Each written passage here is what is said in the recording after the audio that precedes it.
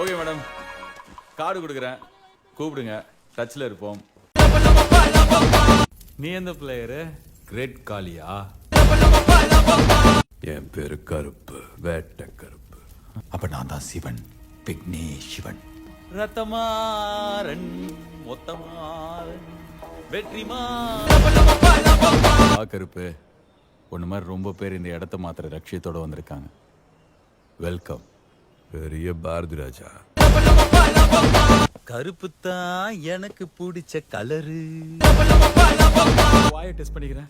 Welcome to Chennai, எங்க ஊர். இந்த ஊருக்குள்ள நாங்க தாறுமாறு. ஃபர்ஸ்ட் வாதியார், அப்புறம் சூப்பர் ஸ்டார், கவிதைக்கார், பாரதியார். இங்கிலீஷ் படத்துல திஸ் இஸ் பாட்டா, தமிழ் படம். அதனால